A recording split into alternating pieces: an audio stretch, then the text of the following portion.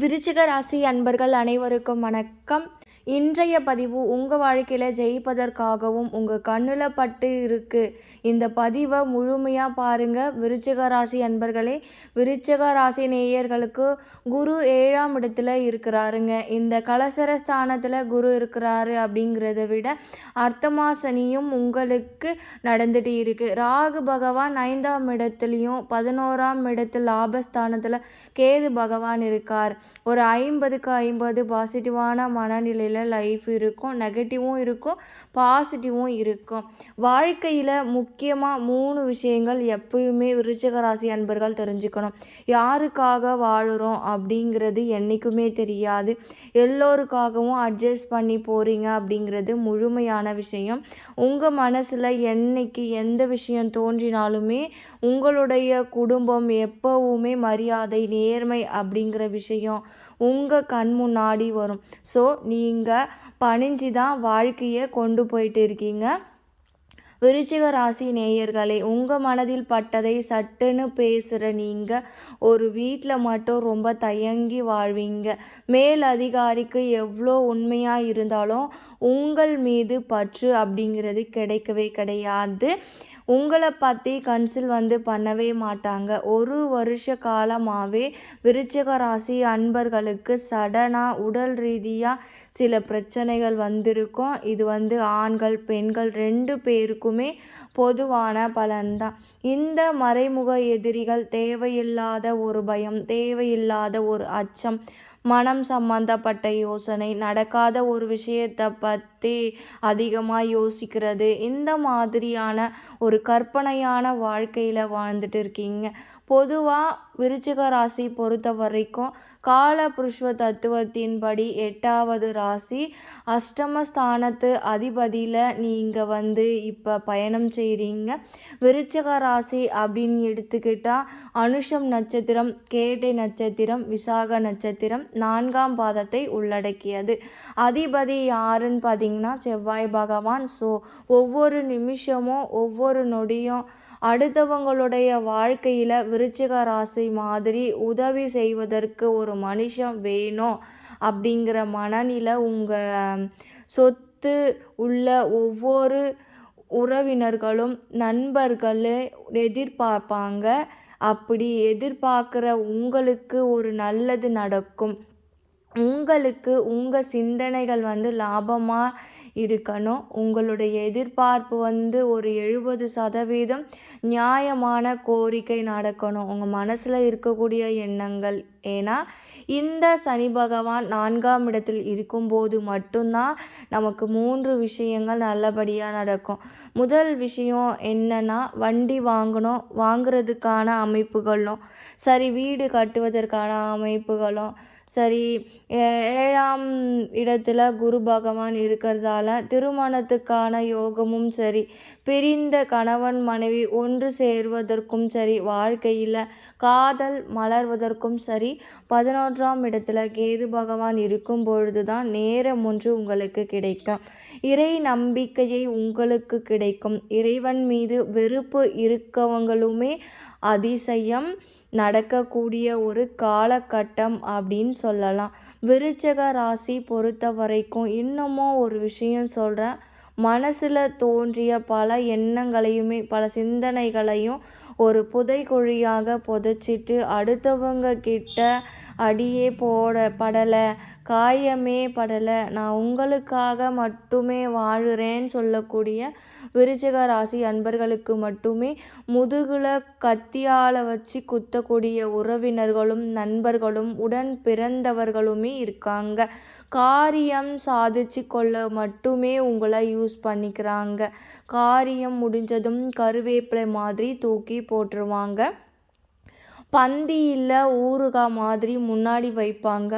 முடிஞ்சதுக்கப்புறம் உங்களை தொடவே மாட்டாங்க. அலட்சியம் உங்களை சுற்றி அதிகம், அவமானங்கள் சுற்றி அதிகம், வாழ்க்கையில் தனி ஒரு நபராக நீங்கள் போராடிய வாழ்க்கை, ஒரு குடும்பத்தை சுமக்கக்கூடிய நபர் அப்படின்னு பார்த்தீங்கன்னா அது விருச்சிக ராசியாக தாங்க இருப்பாங்க.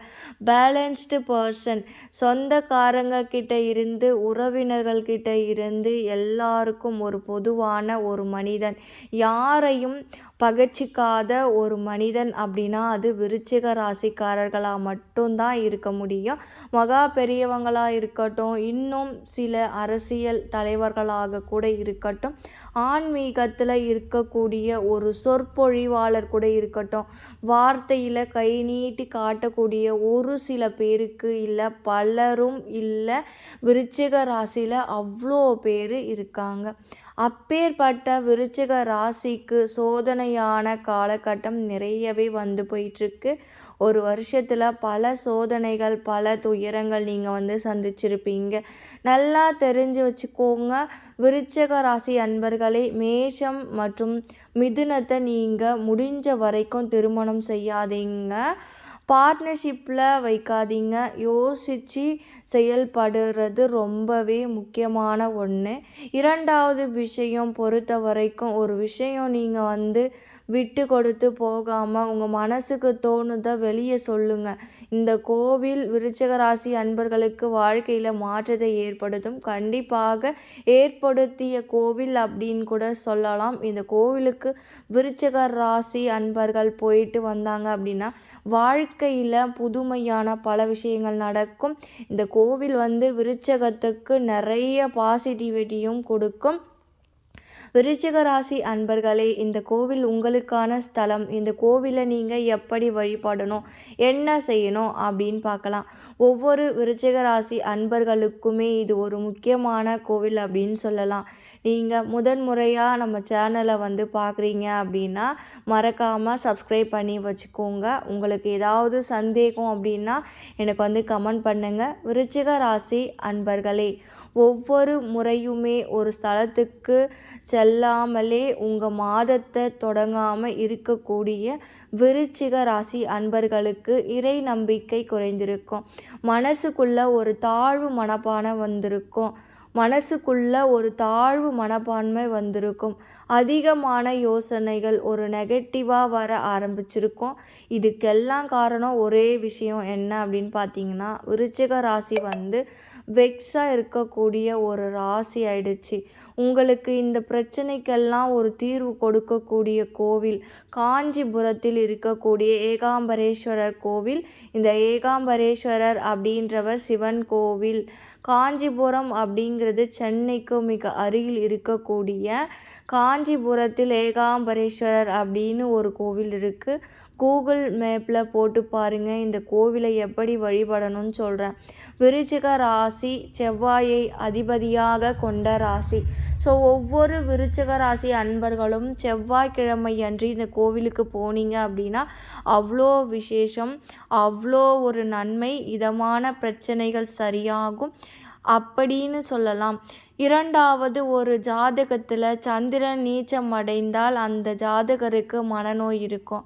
அந்த ஜாதகருடைய மனசு குழம்பி இருக்குன்னு சொல்லுவாங்க. ஆனால் சந்திர நீச்சம் அடையிறதையே ஒரு ராசியாக கொண்ட விருச்சிக ராசி. ஸோ நீங்கள் என்ன செய்யணும், நீச்ச சந்திரன் அப்படிங்கிற பொழுது முடிஞ்ச வரைக்கும் அமாவாசையில் இருந்து உங்களுக்கு எப்படி போகணும் அப்படின்னா, நெகட்டிவாக பௌர்ணமி இல்லாத, நிலவு பெருசாக இல்லாத நேரம். என்ன சொல்ல வரேன்னா, வானத்தில் நிலாவுடைய பவர் எப்போ கம்மியாக இருக்குமோ அந்த தருணத்தில் கண்டிப்பாக இந்த கோவிலுக்கு போகலாம். பகலில் போகிறது இந்த கோவிலுக்கு மிக மிக சிறந்தது. இந்த கோவிலுக்கு பிரதோஷ வழிபாடு செய்கிறது மிக மிக சிறந்தது அப்படின்னு சொல்லலாம்.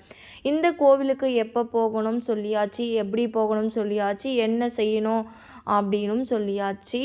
இப்போது பார்த்திங்கன்னா ஏகாம்பரேஸ்வரர் அப்படிங்கிறத தாண்டி விருச்சிக ராசிக்கு என்ன சிறப்பு, விருச்சிக ராசி அன்பர்கள் பேரீச்சம்பழ தானம் செய்தால் லைஃப் ரொம்பவே சூப்பராக இருக்கும். இந்த கோவிலுக்கு போகும் பொழுது வில்வம் வாங்கிட்டு போங்க. நீங்கள் வாங்கிட்டு போகிறீங்க அப்படின்னா கண்டிப்பாக உங்களுடைய கர்மா குறையும். நீங்கள் இந்த மாதிரி பண்ணுறது ரொம்பவே நல்லது.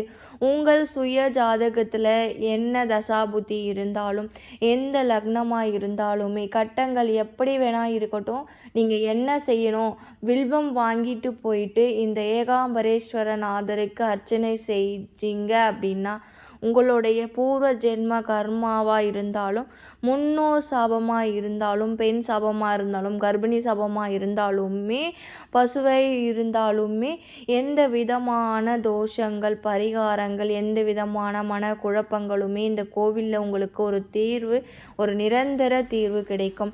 அதே மாதிரி உங்களுக்கு நல்லது நடக்கும். உங்கள் வாழ்க்கையில் நீங்கள் வேண்டியது கிடைக்கணும்.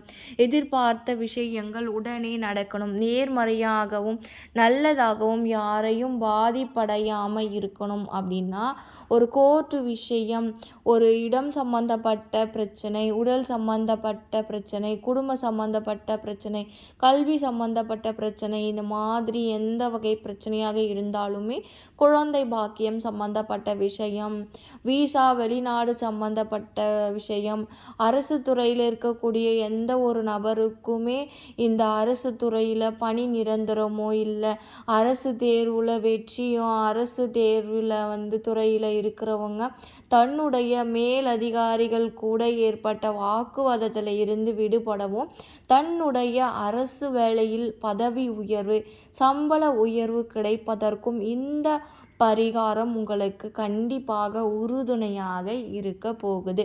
பேரீச்சம்பழம் தானம் செய்கிறது உங்கள் வாழ்க்கையில் உங்களுக்கு பல்வேறு விதமான நன்மைகளை கொண்டு சேர்க்கும்.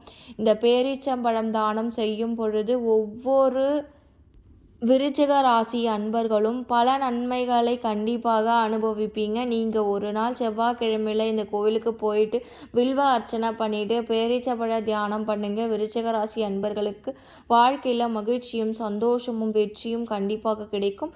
உங்களுக்கு இந்த வீடியோ பிடிச்சிருக்கும்னு நினைக்கிறேன். பிடிச்சிருந்தா மறக்காமல் என்னோட சேனலை சப்ஸ்கிரைப் பண்ணி வச்சுக்கோங்க. அடுத்த நல்ல பதிவோடு உங்களை சந்திக்கின்றேன். நன்றி.